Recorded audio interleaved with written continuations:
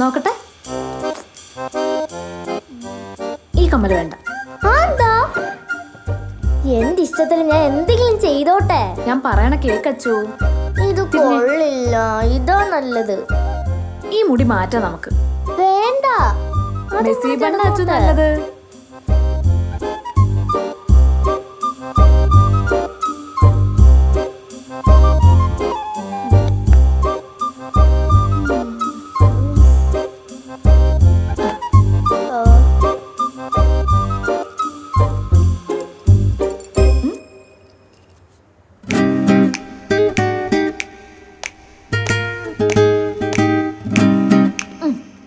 ഇപ്പൊ സുന്ദരിയായി. ഈ പുട്ട് നല്ല സോഫ്റ്റ് അല്ലേ? അതെ അതെ, നന്നായിട്ടുണ്ട്.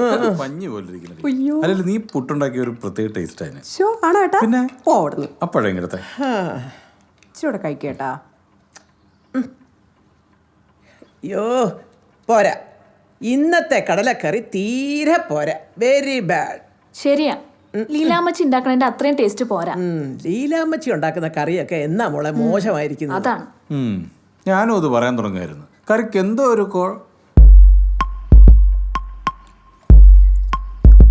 ഒരു കുഴപ്പമില്ലല്ലോ. ഒരു കുഴപ്പമില്ല. കഴിച്ച് കഴിച്ച് വരുമ്പം ടേസ്റ്റ് ആയിട്ട് വരുന്നുണ്ട്. ഒന്ന് കഴിച്ചു നോക്കിയാ. ഇത് എന്ത് ടെക്നിക്കാണ് ഇത്? കൊള്ളാം. ഇതൊക്കെ എങ്ങനെ പറ്റുന്നുണ്ട് നിനക്ക്? സമ്മതിക്കണം കേട്ടോ നിന്നെ. അച്ഛാ, എന്തിനാ അമ്മ എങ്ങനെ പേടിക്കണേ? പേടിയോ? എനിക്കോ? ആ, ഒന്ന് പോടിയോട്. എന്റെ പൊന്നു മോളെ, ഇത് ഇന്നും ഇന്നലെ ഒന്നും തുടങ്ങിയതല്ല. പ്രേമിച്ച് നടന്ന കാലം മുതലുള്ളതാ ഈ പേടി.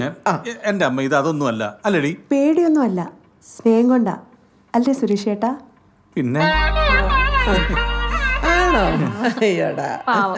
എന്നാ ഒരു കാര്യം ചെയ്യും, നാളെ മുതൽ അമ്മൂമ്മയും മക്കളോട് അങ്ങ് അടുക്കള കയറ്. ചൂടുണ്ടമ്മേ. നന്നായിട്ട് കുടിക്ക. എരി എരി എരിയും. ഇത് പറയുമ്പോ എല്ലാവർക്കും എരിയും. അതെ, എനിക്കൊരു കാര്യം പറയാനുണ്ട്.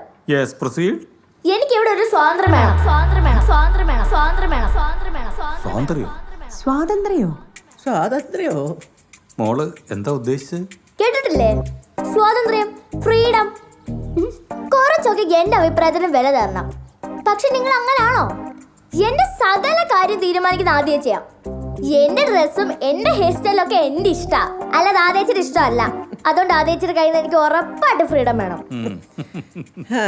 എടി കുഞ്ഞ് കാന്താരി, ഈ ഇരിക്കുന്ന ആദ്യേച്ചി നിന്റെ ചേച്ചിയല്ലേ? അപ്പൊ കുറച്ച് ശ്രദ്ധയൊക്കെ കൂടും മക്കളെ. അത് സ്വാഭാവികം. സ്വാഭാവികം. അവളുടെ ഒരു സ്വാതന്ത്ര്യം.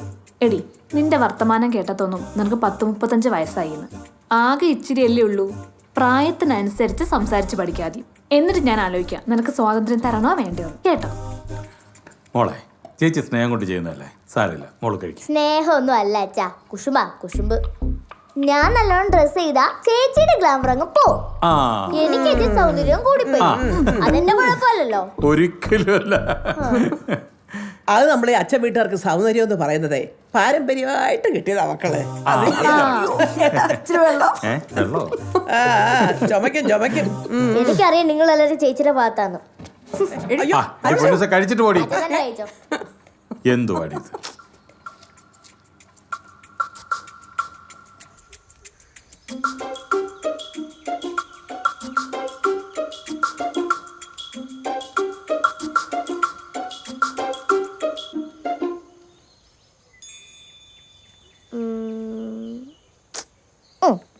Achu, white shoes.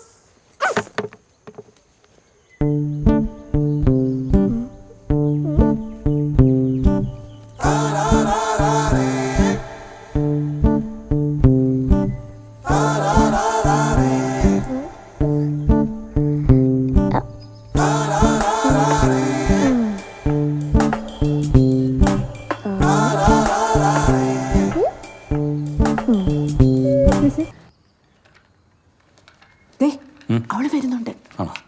സീരിയസ് ആയിട്ട് സംസാരിക്കണം. ഞാൻ ഇറങ്ങുകയാണേ. മോളെ മോളെ, നീ വന്നേ, ഇവിടെ ഇരിക്കും. എന്താ? അതെ, അച്ഛനൊരു കാര്യം പറയാനുണ്ട്. എന്താ? അത് സീരിയസാ. ഭയങ്കര സീരിയസ് ആണോ? സീരിയസാ. എന്നാ പറ. മോക്കിപ്പോ 10-23 വയസ്സായി. ആണോ? പിന്നെ 23 വയസ്സായി. 23 24. 24 24 വയസ്സായി. അപ്പോൾ ഇനി നമുക്ക് സീരിയസ് ആയിട്ട് മോടെ കല്യാണത്തെക്കുറിച്ച് ഒന്ന് ആലോചിക്കണ്ടേ? എന്നായാലും നീ ഒരു കല്യാണം കഴിക്കണമല്ലോ. എന്നാ ആരാ പറഞ്ഞേ കല്യാണം കഴിച്ചില്ലെങ്കിലും ഒരു കുഴപ്പമില്ല. ഡീ പ്രായമായി കഴിഞ്ഞാൽ മൂത്ത് നിറച്ചുള്ള ചെറുക്കന്മാരെ കിട്ടും, അത്രേ ഉള്ളൂ. അതല്ല മോളെ, ഈ 24 വയസ്സിൽ നിന്റെ കല്യാണം കഴിഞ്ഞില്ലെങ്കിൽ പിന്നെ ഒരു 40 വയസ്സിൽ നിനക്ക് മാലയോഗം ഉള്ളൂ. ഒരു ജോത്സ്യൻ അച്ഛനോട് പറഞ്ഞതാ. എന്റെ അച്ഛതൊക്കെ ജോത്സ്യന്മാര് ചുമ്മാ പറയണതാ. അതൊക്കെ കേട്ട് വിശ്വസിക്കുന്ന ഓരോ പൊട്ടന്മാരും. നീ പൊട്ടെന്ന് ഉദ്ദേശിച്ച എന്നെ അല്ലല്ലോ. ഞാൻ അങ്ങനെയൊന്നും ഉദ്ദേശിച്ചിട്ടില്ല. നീ അച്ഛൻ അങ്ങനെ തോന്നിയിട്ടുണ്ടെങ്കിൽ ഞാനിപ്പോ എന്ത് ചെയ്യാനാ? അച്ഛനെ എന്തോ കല്യാണം കഴിക്കേണ്ടത് അവള്, അതെപ്പ വേണമെന്ന് തീരുമാനിക്കേണ്ടതും അവള്. മോളെ, ഇക്കാര്യത്തിൽ നീ ഒരാളിന്റെ അഭിപ്രായം കേൾക്കാൻ നിൽക്കണ്ട. ഇത് നിന്റെ സ്വാതന്ത്ര്യമാ, മനസ്സിലായല്ലോ? ലീലാമ്മച്ചി പറഞ്ഞത് കേട്ടല്ലോ, പോരെ? പിന്നെ അമ്മ പറയുന്ന പോലെ പോട്ടല്ലേ. അമ്മേ, എനിക്ക് കുറച്ച് സമയം എന്തായോ? പറ്റി ചെക്കനെ കിട്ടുമെന്ന് ഞാനൊന്ന് നോക്കട്ടെ. പോയിട്ട് വരെ. പോയിട്ട് വാ മോളെ. ബൈ മോളെ. ടാറ്റാ. ഇന്നെന്റെ കാര്യം ശുഭം. അമ്മ ചുമ്മാ പറയുന്നില്ല. പിന്നെ കാലക്കിട്ടു. പിന്നെ കഴിഞ്ഞ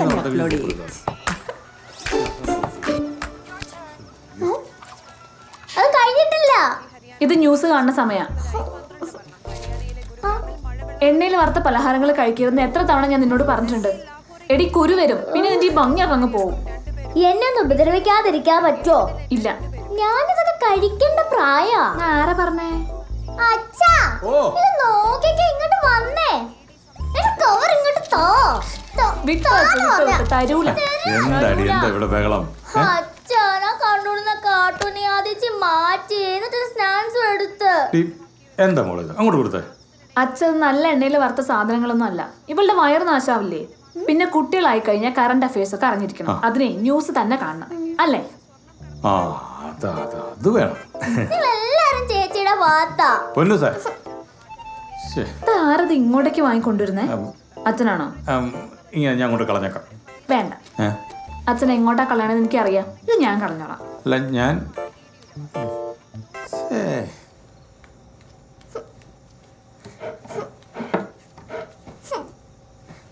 ഒരു സ്വാതന്ത്ര്യമില്ലാത്ത വീട്. എങ്ങനെയെങ്കിലും ഇവിടുന്ന് പോയാൽ പറ്റത്തുള്ളൂ. എല്ലാരും ചേച്ചിയുടെ സപ്പോർട്ടാ. ഈ മഞ്ഞ ബുക്കല്ലേ മുന്നിരുന്ന്? അതെങ്ങനെ നീല വന്നു?